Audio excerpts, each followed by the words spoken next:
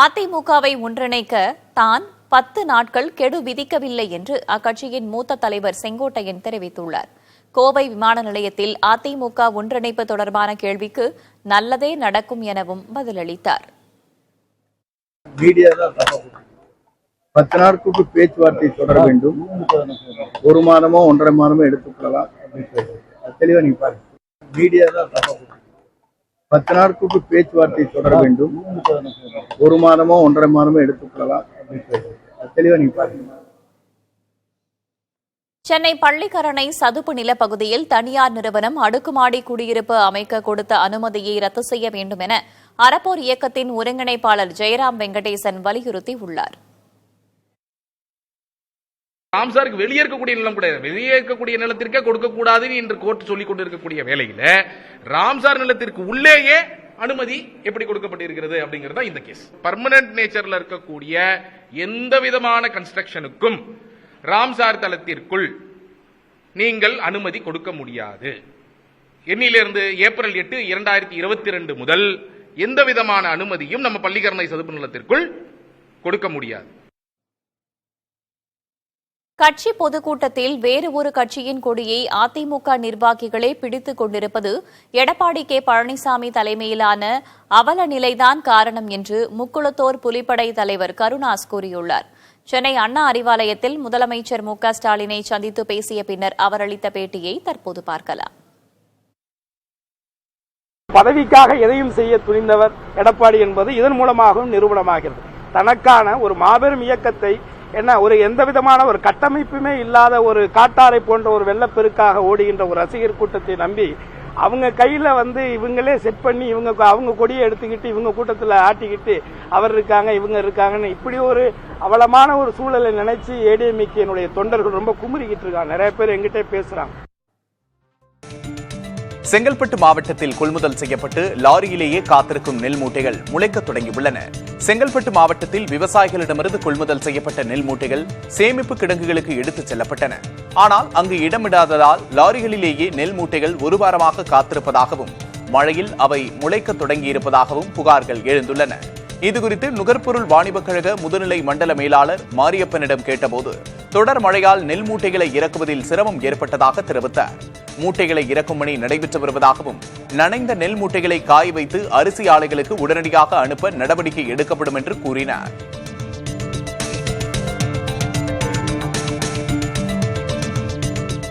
நெல் முளைத்துவிட்டாலே அது வீண்தான் என்று எதிர்க்கட்சித் தலைவர் எடப்பாடி கே பழனிசாமி தெரிவித்துள்ளார். அவர் வெளியிட்டுள்ள அறிக்கையில் நெல் கொள்முதல் விவகாரத்தில் தாம் பொய் புகார் கூறுவதாக முதல்வர் தெரிவிப்பதாகவும் நெல் கொள்முதல் செய்ய தாமதம் ஏற்பட்டதற்கு மத்திய அரசுதான் காரணம் என உணவுத்துறை அமைச்சர் கூறுவதாகவும் குறிப்பிட்டுள்ளார். விவசாய தொழிலாளர்களின் வாழ்க்கை மேம்படுவதற்கு போராடுவதாக கூறும் கம்யூனிஸ்ட் கட்சியினர் கூட நெல் கொள்முதலில் நடைபெறும் குளறுபடிகளை பற்றி எதுவும் கூறாமல் மௌனம் சாதிப்பது வேடிக்கை என்றும் விமர்சித்துள்ளார். அதிமுக ஆட்சியில் நாற்று நடும் அளவுக்கு முளைத்த நெல்மணிகள் தற்போது சிறியதாகவே முளைத்திருப்பதாக விவசாயத்துறை அமைச்சர் கூறுவதாகவும் நெல் முளைத்துவிட்டாலே அது வீண்தான் என்றும் குறிப்பிட்டுள்ளார்.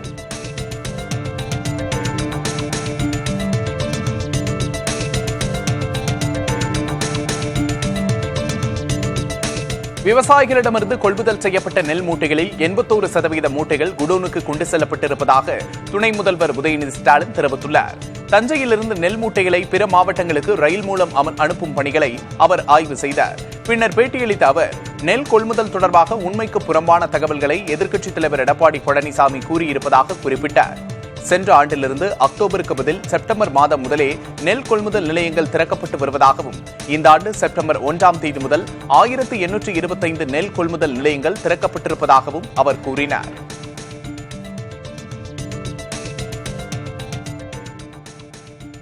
வரலாற்றிலே இல்லாத அளவிற்கு குறுவை சாகுபடி காலத்தில் கிட்டத்தட்ட 50 நாட்கள்ல சுமார் 10 லட்சம் மெட்ரிக் டன் அளவுக்கு நெல் கொள்முதல் செய்யப்பட்டுள்ளது.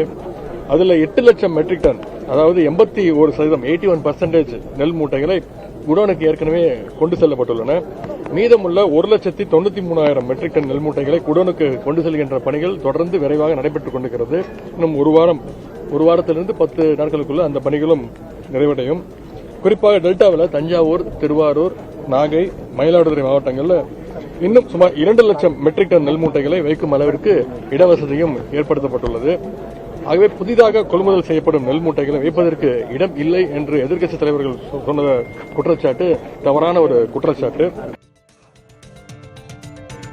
தஞ்சை கொள்முதல் நிலையத்தில் நெல் மூட்டை முளைத்துவிட்டதாக எதிர்க்கட்சித் தலைவர் எடப்பாடி பழனிசாமி நாடகத்தை நடத்தியிருப்பதாக துணை முதல்வர் உதயநிதி ஸ்டாலின் விமர்சித்துள்ளார். நெல் கொள்முதல் பரவலாக்கம் செய்யப்பட்டிருப்பதாக கூறிய அவர், நெல் கொள்முதல் செய்யப்படவில்லை என எதிர்க்கட்சித் தலைவர் பொய் புகார்களை கூறி வருவதாகவும் குறிப்பிட்டார்.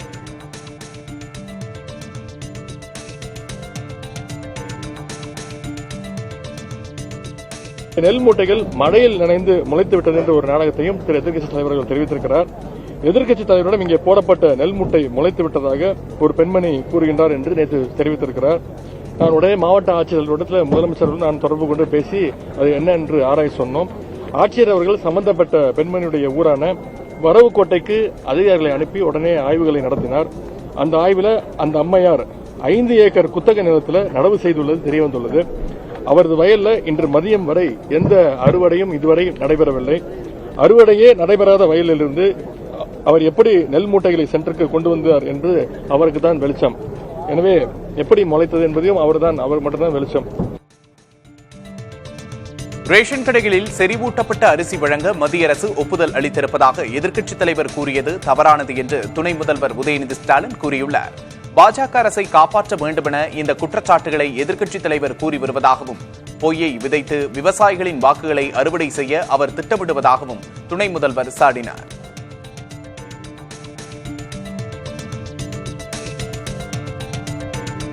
செறிவூட்டப்பட்ட அரிசியை வழங்க ஒன்றிய அரசு கடந்த ஜூலை மாதம் இறுதியில்தான் ஒரு வழிகாட்டுதல் குழுவை நமக்கு வழங்கியது. வழிகாட்டுதல் வேறு, ஒப்புதல் வேறு. ஒப்புதல் அளிக்கவில்லை என்பதை எதிர்க்கட்சித் தலைவர்கள் புரிந்து கொள்ள வேண்டும். அந்த வழிகாட்டுதலின்படி செறிவூட்டப்பட்ட அரிசியை கொள்முதல் செய்ய தமிழ்நாடு நுகர்பொருள் வாணிப கழகம் மூலம் டெண்டர் விடப்பட்டது. அதில் தேர்ந்தெடுக்கப்பட்ட 5 ஒப்பந்ததாரர்களுடைய செறிவூட்டப்பட்ட அரிசி மாதிரியின் தர பரிசோதனை விவரங்களை ஒன்றிய அரசுக்கு நம்முடைய தமிழக அரசு அனுப்பியிருக்கின்றது. ஆனால் இன்று வரை அதற்கு ஒன்றிய அரசு அனுமதிக்கவில்லை. தஞ்சை மாவட்டம் அந்தலி கிராமத்தில் அறுவடைக்கு தயாராக இருந்த 50 ஏக்கர் நெற்பயிர்கள் மழையால் பாதிக்கப்பட்டுள்ளன. நெற்பயிர்கள் வயலில் சாய்ந்த நிலையில் கடன் சுமை அதிகரித்திருப்பதாக விவசாயிகள் வேதனை தெரிவித்துள்ளனர். இதை நம்பி தான் நாங்கள் விவசாயமே பண்ணி கடன் கப்பி வாங்கி தீபாவளிக்கும் செலவு பண்ணிட்டு அதாவது எல்லாம் முழிச்சுக்கிட்டு உட்காந்துருக்கோம். அடுத்தது சம்பா சாகுபடி பண்ணோம். சம்பாவுக்கு எங்களால் ஒன்றும் பெரட்டி செய்ய முடியாது. நீங்கள் பார்த்து ஏதாவது ஒரு நிதி வழங்க முடியுமாறு கேட்டுக்கொள்கிறோம். இதுகுறித்து குளிமாத்தூர் அந்தலி சரக வேளாண்மை அலுவலரை தொடர்பு கொண்டு கேட்டபோது சேதம் குறித்து கணக்கெடுக்கும் பணி நடைபெற்று வருவதாகவும் நிவாரணம் வழங்க நடவடிக்கை எடுக்கப்படும் என்றும் கூறினார். மழையால் சேதமடைந்த பயிர்களை கணக்கிட்டு விரைவில் நிவாரணம் வழங்க நடவடிக்கை எடுக்க வேண்டும் என மதுரை மாவட்ட விவசாயிகள் கோரிக்கை விடுத்துள்ளனர். வாடிப்பட்டி தாலுகா நீரேத்தான், நரிமேடு, மேட்டு நீரேத்தான், போடிநாயக்கன்பட்டி, கருப்பட்டி, கரட்டுப்பட்டி, இரும்பாடி, பொம்மன்பட்டி உள்ளிட்ட 2000க்கும் மேற்பட்ட ஏக்கருக்கு நெற்பயிர்கள் நீரில் மூழ்கி அழுகி வருகின்றன. அறுவடை செய்த நெல் மூட்டைகளும் மழை நீரில் நனைந்து முளைக்கும் நிலையில் உள்ளன என்றும் உரிய நிவாரணம் வழங்க வேண்டும் என்றும் விவசாயிகள் கேட்டுக் கொண்டுள்ளனர். நெல்மணி பூராமே அறுக்கக்கூடிய நேரத்தில் இப்படி மழை பெஞ்சு பூரா முளைச்சி போச்சு. எங்களுக்கு ஒரு ஏக்கருக்கு 30,000 40,000 ரூபா செலவாகுது. அறுவை கூலியோட சேர்த்தா 45,000 ரூபா வரும். எங்களுக்கு இந்த நெல் இன்னைக்கு அறுத்து போட்டோம்னா எங்களுக்கு குத்த ஊருக்கே சரியா போகும். எங்களுடைய முதலும் போய் எங்களுக்கு வருமானமும் இல்லாமல் 4 மாதம் இந்த பாம்பு ஓட்டக்குள்ள நாங்கள் உழைச்சதுக்கு எங்களுக்கு எந்த ஒரு இது இல்லை. இதுக்கு அரசாங்கம் தான் ஏதாவது ஒரு முடிவு எடுக்கணும். நெல் கொள்முதல் செய்வதில் திமுக அரசு அலட்சியம் காட்டுவதாக மத்திய இணையமைச்சர் எல் முருகன் கண்டனம் தெரிவித்துள்ளார். காவிரி படுகை மாவட்டங்களில் 6.50 லட்சம் ஏக்கரில் குறுவை நெல் சாகுபடி செய்யப்பட்டு அறுவடை தீவிரமடைந்துள்ள நிலையில் கொள்முதல் நிலையங்கள் தாமதமாக திறக்கப்பட்டதால் மழையில் நனைந்து 20 லட்சம் டன் நெல் வீணாகியுள்ளதாக அவர் குற்றம் சாட்டியுள்ளார். கொள்முதலுக்கு தேவையான பணியாட்களையும் சாக்குகள் உள்ளிட்ட பொருட்களையும் பருவமழைக்கு முன்பு தயார் செய்து வைக்கவில்லை என்றும் அவர் விமர்சனம் செய்துள்ளார்.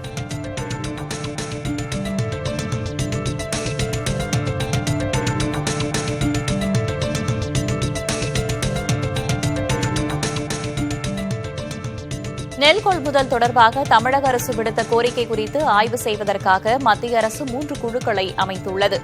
தமிழ்நாட்டின் பல்வேறு பகுதிகளில் பருவமழையால் நெல் மூட்டைகள் தேங்கியுள்ள நிலையில் கொள்முதல் செய்யப்படும் நெல்லின் ஈரப்பதம் 17% இருக்க வேண்டும் என்பதை 22% தளர்த்த வேண்டும் என தமிழக அரசு கோரிக்கை விடுத்தது.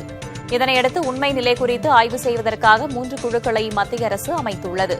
ஒன்றிய உணவுத்துறையின் துணை இயக்குநர் தலைமையில் 2 குழுக்களும் உதவி இயக்குநர் தலைமையில் 1 குழுவும் அமைக்கப்பட்டுள்ளது. இந்த குழுவினர் மழை பாதிப்புக்கு ஆளாகியுள்ள மாவட்டங்களில் நெல் மாதிரிகளை சேகரித்து ஆய்வு செய்ய உள்ளனர். அவர்கள் சமர்ப்பிக்கும் அறிக்கையின் அடிப்படையில் உரிய நடவடிக்கைகள் மேற்கொள்ளப்படும் என மத்திய அரசு தெரிவித்துள்ளது.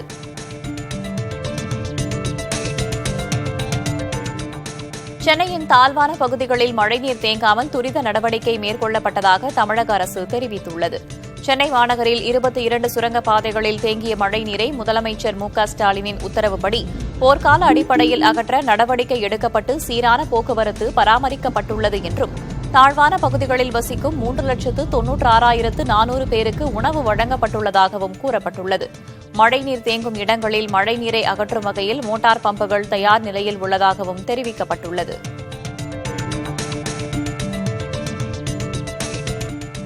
தென் மாவட்டங்களில் நடந்த 1000 கோடி ரூபாய் அளவிலான கனிம வள கொள்ளையில் ஆளும் கட்சியினருக்கு தொடர்பு இருப்பதாக பாமக தலைவர் அன்புமணி ராமதாஸ் குற்றம் சாட்டியுள்ளார். இது தொடர்பாக அறிக்கை வெளியிட்டுள்ள அவர், நெல்லை, தென்காசி, கன்னியாகுமரி உள்ளிட்ட மாவட்டங்களில் உள்ள அனுமதிக்கப்பட்ட குவாரிகளில் மட்டும் 1000 கோடி ரூபாய் கனிம வள கொள்ளை நடந்திருப்பதாகவும், இந்த கனிம வள கொள்ளையின் காட்ஃபாதராக ஆளும் கட்சியைச் சேர்ந்த பெரும் புள்ளி ஒருவர் திகழ்வதாகவும் அன்புமணி குற்றம் சாட்டியுள்ளார். இவை முதல்வர் ஸ்டாலினுக்கு நன்றாக தெரியும் என்றும் உடனடியாக சிபிஐ விசாரணைக்கு ஆணையிட வேண்டும் என்றும் கோரிக்கை விடுத்துள்ளார்.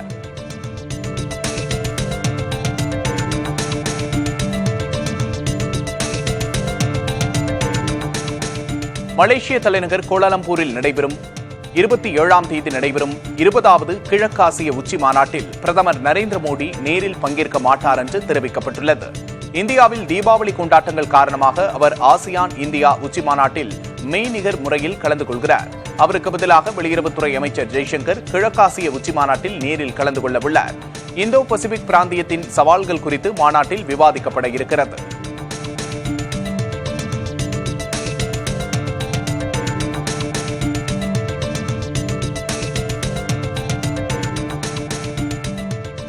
நடிகர் சுஷாந்த் சிங் ராஜ்புத் தற்கொலை வழக்கில் அவரது காதலி ரியா சக்கரவர்த்தி மீது எந்த குற்றமும் இல்லை என்று சிபிஐ விசாரணையின் இறுதி அறிக்கையில் தெரிவிக்கப்பட்டுள்ளது.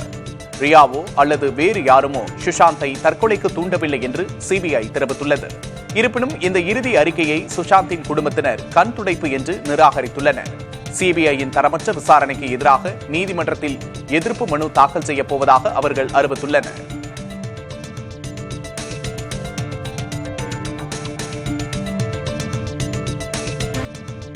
உச்சநீதிமன்ற புதிய தலைமை நீதிபதியை தேர்வு செய்வதற்கான சட்ட நடைமுறைகளை அரசு தொடங்க உள்ளது. இதன் முதற்கட்டமாக புதிய தலைமை நீதிபதி பதவிக்கு உரியவரை பரிந்துரைக்கும்படி தற்போதைய தலைமை நீதிபதிக்கு கடிதம் அனுப்பப்படும். தற்போது தலைமை நீதிபதியாக உள்ள PR கவாய் அடுத்த மாதம் 23ஆம் தேதியுடன் ஓய்வு பெறுகிறார். தற்போதைய நிலையில் பணிமூப்பு அடிப்படையில் நீதிபதி சூரியகாந்திற்கு அடுத்த தலைமை நீதிபதியாகும் வாய்ப்புள்ளது. இவர் தேர்வானால் வரும் நவம்பர் 24ஆம் தேதியிலிருந்து 2027ஆம் ஆண்டு பிப்ரவரி 9ஆம் தேதி வரை தலைமை நீதிபதியாக இருப்பார்.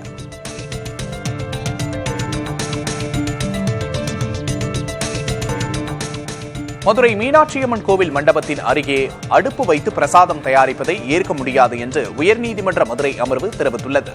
இது தொடர்பான வழக்கு விசாரணையின் போது மனுதாரர் தரப்பில் கோவில் மண்டபம் அருகே அடுப்பு வைத்து பிரசாதம் தயாரிப்பதை அனுமதிக்க கூடாது என்று தெரிவிக்கப்பட்டது.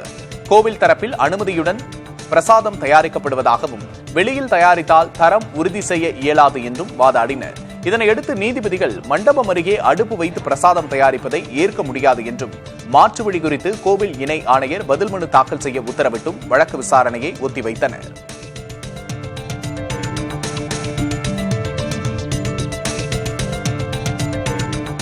AI என்னும் செயற்கை நுண்ணறிவு வளர்ந்திருந்தாலும் மனிதனின் கற்றல் திறன் மற்றும் மாண்புகள் பாதிக்கப்படக்கூடாது என தகவல் தொழில்நுட்பத்துறை அமைச்சர் PTR பழனிவேல் தியாகராஜன் தெரிவித்துள்ளார். மதுரை கலைஞர் நூற்றாண்டு நூலகத்தில் நடைபெற்ற புத்தக வெளியீட்டு விழாவில் பேசிய அவர், செயற்கை நுண்ணறிவு வளர்ந்திருந்தாலும் மனிதனின் மாண்புகள் பாதிக்கப்படக்கூடாது என்றும் அதற்காக கல்விக் கொள்கையில் மனிதநேயம் மற்றும் உயர்ந்த மதிப்புகள் பிரதானமாக இடம்பெற வேண்டும் என்றும் குறிப்பிட்டார்.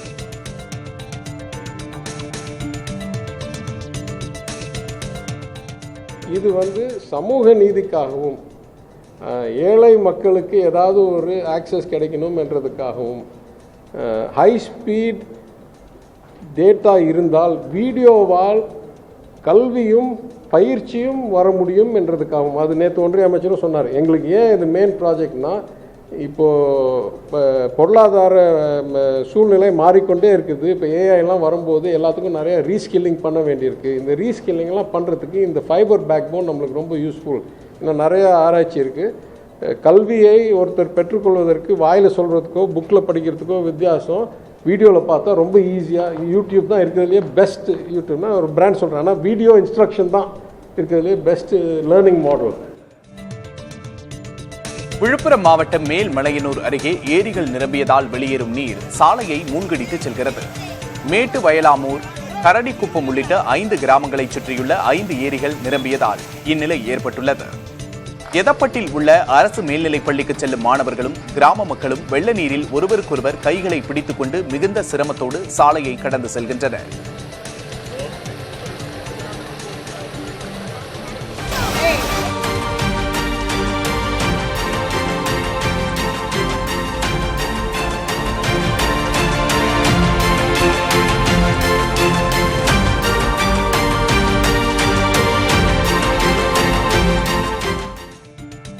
சென்னை அம்பத்தூரில் குற்ற வழக்குகளில் பறிமுதலான வாகனங்கள் நிறுத்தி வைக்கப்பட்டுள்ள டன்லப் மைதானத்தில் தண்ணீர் தேங்கியுள்ளது. இதில் சில வாகனங்களை நீர் சூழ்ந்துள்ளது. இதனால் வழக்கு முடிந்து அவற்றை ஒப்படைக்க நேரிட்டால் பழுதான நிலையிலேயே ஒப்படைக்க வேண்டிய சூழல் உருவாகலாம் என்று கூறப்படுகிறது. இதுகுறித்து துணை காவல் ஆணையர் பாலாஜியிடம் கேட்டபோது வாகனங்கள் விரைவில் நீர் தேங்கா இடத்திற்கு மாற்றப்படும் என்று தெரிவித்தார்.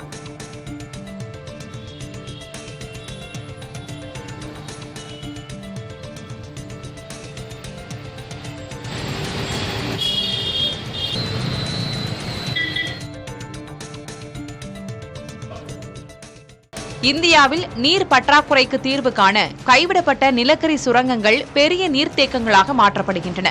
ராஞ்சியை தளமாக கொண்ட மத்திய சுரங்க திட்டமிடல் மற்றும் வடிவமைப்பு நிறுவனம் நடத்திய ஆய்வில் 437 சுரங்க குழிகள் ஆண்டுக்கு சுமார் 2760 லட்சம் கிலோமீட்டர் நீரை சேமிக்கும் திறன் கொண்டவை என கண்டறியப்பட்டுள்ளது.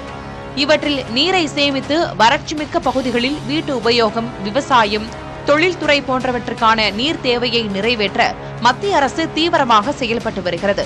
சோதனை திட்டங்களின் வெற்றியின் அடிப்படையில் நாடு முழுவதும் 6 மாநிலங்களில் 22 சுரங்க தளங்கள் அடையாளம் காணப்பட்டுள்ளன.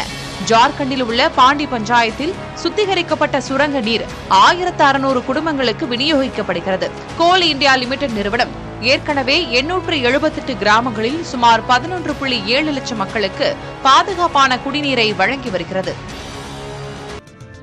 ரைட் என்ற பெயர் கொண்ட இந்த அரிய வகை திமிங்கலங்கள் எண்ணிக்கை அதிகரித்துள்ளதாக ஆய்வுகளில் தெரிய வந்துள்ளது. வட அட்லாண்டிக் பகுதிகளில் வசிக்கும் இந்த திமிங்கலங்கள் எண்ணிக்கை 384ஆக உயர்ந்துள்ளதாகவும் இது கடந்த ஆண்டை விட 8 அதிகம் என்றும் ஆய்வில் தெரிய வந்துள்ளது. கப்பல்கள் மோதுவதாலும் வேட்டையாடப்படுவதாலும் இவ்வகை அரிய திமிங்கலங்கள் வேகமாக அழிந்து வந்த நிலையில் அவற்றை பாதுகாப்பதற்கு என்றே நார்த் அட்லாண்டிக் ரைட்வேல் கன்சார்டியம் என்ற அமைப்பு செயல்பட்டு வருகிறது. பருவநிலை மாற்றத்தின் விளைவாக கடல் நீரின் வெப்பம் அதிகரிப்பதும் இவ்வகை திமிங்கலங்களின் வாழ்க்கையை பாதிப்பதாக நிபுணர்கள் கூறுகின்றனர். ரைட் திமிங்கலங்கள் யானையை விட சுமார் 4 மடங்கு உருவத்தில் பெரியவையாகும். இவை 45 அடி முதல் 60 அடி நீளம் வரை வளர்பவையாகும். உலகிலேயே மிகப்பெரிய விலங்கினமான நீல திமிங்கலத்திற்கு அடுத்த பெரிய விலங்கினமாக ரைட் திமிங்கலங்கள் கருதப்படுகின்றன. சவுதி அரேபிய தலைநகர் ரியாத்தில் ராஜாளிகள் ஏலம் நடைபெற்றது. இதில் எடை, நிறம், திறன் அடிப்படையில் ராஜாளிகள் விற்பனையாகின. சவுதி அரேபியாவில் ராஜாளிகளை வளர்த்து வேட்டையாட கற்றுக் கொடுக்கும் கலாச்சாரம் நூற்றாண்டுகளுக்கு மேலாக நிலவி வருகிறது. இது பலரது பிரதான தொழிலாகவே உள்ளது. ராஜாளிகளை வளர்த்து இரைகளை வேட்டையாட கற்றுக் கொடுத்த பின்பு அவை மிக அதிக விலைக்கு ஏலம் விடப்பட்டன. இம்முறை நடைபெற்ற ஏலத்தில் பிரிட்டன், பிரான்ஸ் போன்ற நாடுகளில் இருந்தும் ராஜாளிகள் வளர்ப்பாளர்கள் பங்கேற்றனர்.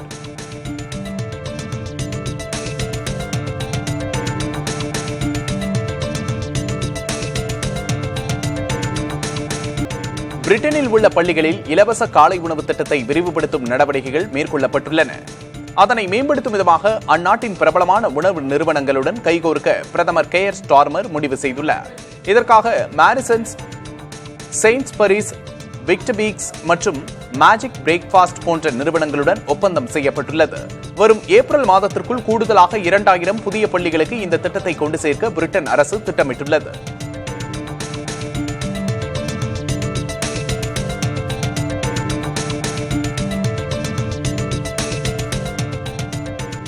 எகிப்து நாட்டில் உள்ள பழங்கால மன்னர் 2ஆம் ராம்செஸின் சிலை மிகுந்த பாதுகாப்போடு இடமாற்றம் செய்யப்பட்டது. 3200 ஆண்டு பழமையான இந்த சிலை புதிதாக அமைக்கப்பட்டுள்ள பிரம்மாண்டமான அருங்காட்சியகத்தில் நிறுவப்பட்டுள்ளது. 35 அடி உயரமுள்ள கிரானைட்டால் செய்யப்பட்ட இச்சிலையின் எடை 83 டன்கள் ஆகும். மிகுந்த பாதுகாப்போடு பிரத்யேகமாக வடிவமைக்கப்பட்ட வாகனத்தில் இந்த சிலை எடுத்துச் செல்லப்பட்டது. இச்சிலை போன்றே அதே உயரம் அதே எடையில் போலியாக ஒரு சிலையை செய்து அதனை பத்திரமாக இடமாற்றி சோதித்த பின்பே உண்மையான இந்த சிலை இடமாற்றம் செய்யப்பட்டது. புகழ்பெற்ற பிரமிடுகள் அமைந்துள்ள பகுதியில் 20 ஆண்டு கடின உழைப்பில் மிகப்பெரிய அருங்காட்சியகத்தை எகிப்து அரசு அமைத்துள்ளது. இந்தியாவில் பணிக்கு செல்பவர்களில் கிராமப்புற பெண்களின் பங்கேற்பு விகிதம் அதிகரித்துள்ளது.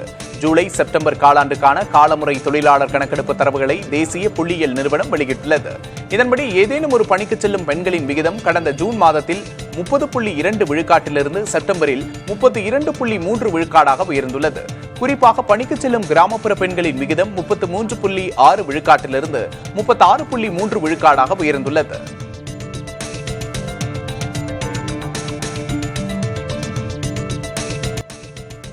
டெல்லி காற்று மாசுபாடு குறியீடு அளவு 380 உள்ள நிலையில் மேகங்கள் உருவானவுடன் செயற்கை மழை பெய்ய வைக்கும் முயற்சியில் அந்த மாநில அரசு ஈடுபட்டுள்ளது. தீபாவளி பண்டிகைக்கு பிறகு டெல்லியில் காற்றின் தரக்குறியீடு 380 என்ற அபாயகரமான அளவை தாண்டியுள்ளது. எனவே செயற்கை மழையை பெய்ய செய்வதற்காக அரசு அனைத்து ஏற்பாடுகளையும் மேற்கொண்டுள்ளது. இதுகுறித்து பேசிய டெல்லி சுற்றுச்சூழல் துறை அமைச்சர் மான்ஜிந்தர் சிங் சிர்சா, மேக விதைப்பு மேற்கொள்ள செஸ்னா விமானம் உட்பட அனைத்து உபகரணங்களும் தயாராக இருப்பதாக கூறினார்.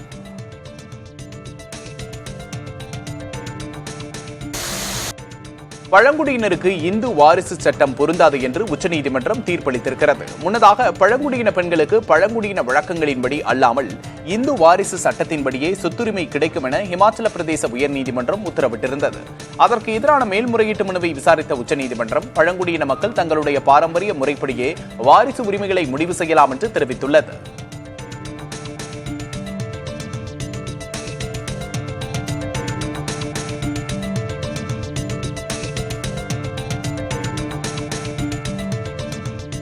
அரியலூரைச் சேர்ந்த தேன்மொழி என்ற பெண் அசோக் நகரிலிருந்து பெரியார் திடலுக்கு சென்ற ஆட்டோவில் 1.5 லட்சம் ரூபாய் பணப்பையை தவறவிட்டார். பணத்தை இழந்து தவித்த அவரை கண்ட விசிக தலைவர் திருமாவளவன் உடனடியாக காவல் ஆணையரகம் மற்றும் வேப்பேரி காவல் நிலையம் அழைத்துச் சென்று உதவினார். இதனையடுத்து சிசிடிவி காட்சிகள் மூலம் ஆட்டோ ஓட்டுநரை கண்டறிந்த வேப்பேரி காவல்துறையினர் 1 மணி நேரத்திற்குள்ளாக பணப்பையை மீட்டு தேன்மொழியிடம் ஒப்படைத்தனர்.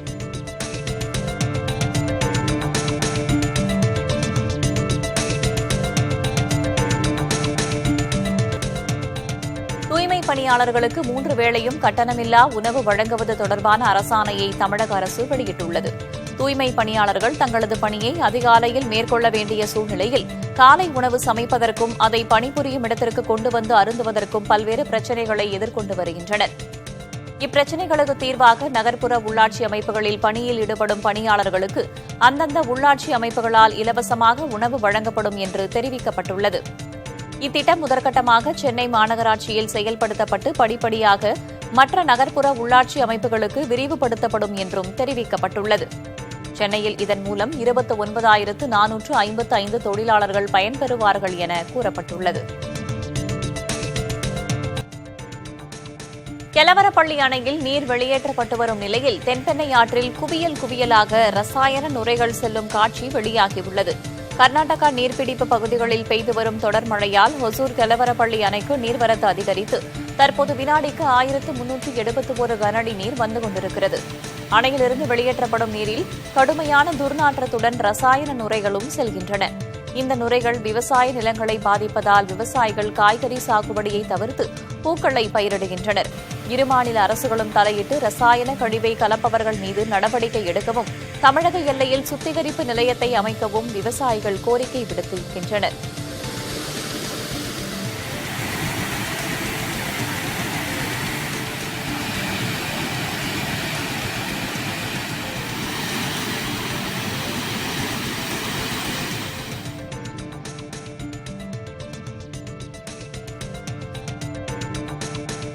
சிவகங்கை மாவட்டம் திருப்பத்தூர், திருக்கோஷ்டியூர், பிள்ளையார்பட்டி, வைரவன்பட்டி உள்ளிட்ட பகுதிகளில் பலத்த மழை பொழிந்தது. இதனால் ஒரு சில சாலைகளில் மழைநீர் பெருக்கெடுத்து ஓடியது. மழையால் விவசாயிகள் மகிழ்ச்சியடைந்துள்ளனர்.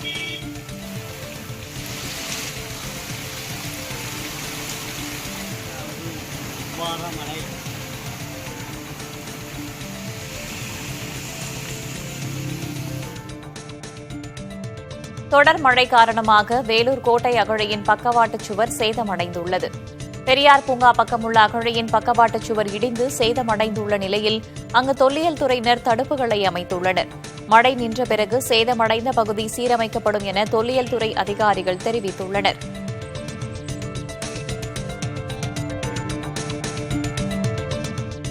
வேலூர் மாவட்டம் காட்பாடி அருகே தேங்கிய மழைநீரில் மூழ்கி 4 வயது சிறுவன் பரிதாபமாக உயிரிழந்தார். அம்மார்பள்ளி ஊராட்சிக்கென புதிய அலுவலகம் கட்ட தோண்டப்பட்ட பள்ளத்தில் மழை நீர் தேங்கியிருந்தது. அதில் தவறி விழுந்த கூலி தொழிலாளி குப்பனின் மகன் அன்பு பரிதாபமாக உயிரிழந்தார்.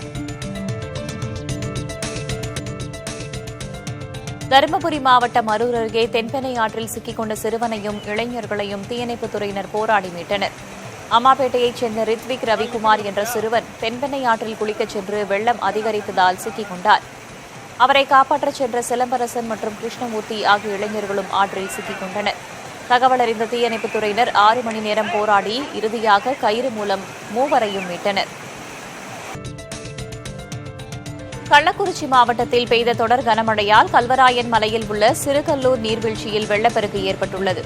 தமிழகத்தில் வடகிழக்கு பருவமழை தீவிரமடைந்து வரும் நிலையில் கள்ளக்குறிச்சி மாவட்டம் கல்வராயன் மலையில் கடந்த 3 நாட்களாக கனமழை பெய்து வருகிறது. இதனால் கல்வராயன் மலையில் உள்ள சிறுகல்லூர் நீர்வீழ்ச்சியில் வெள்ளப்பெருக்கு ஏற்பட்டுள்ளது. இதையடுத்து சிறுகல்லூர் நீர்வீழ்ச்சியில் குளிக்க சுற்றுலா பயணிகளுக்கு தடை விதிக்கப்பட்டுள்ளது.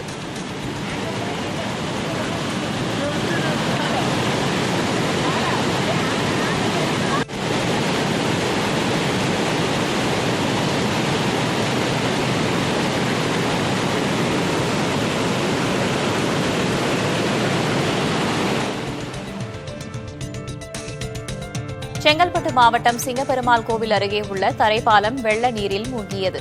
கடந்த 2 நாட்களாக பெய்த கனமழையால் தென்னேரி ஏரி மற்றும் பிற ஏரிகளின் உபரிநீர் செல்லும் மீஞ்சல் மடுவு கால்வாய் நிரம்பியுள்ளது. இதனால் தரைப்பாலம் சுமார் 4 அடி உயர வெள்ள நீரில் மூழ்கியது. பாலூர், வெண்பாக்கம் உட்பட 20க்கும் மேற்பட்ட கிராம மக்கள் சிங்கப்பெருமாள் கோவிலுக்கு செல்ல முடியாமல் மாற்றுப்பாதையில் சுமார் 10 கிலோமீட்டர் தூரம் சுற்றிச் செல்லும் நிலை ஏற்பட்டுள்ளது.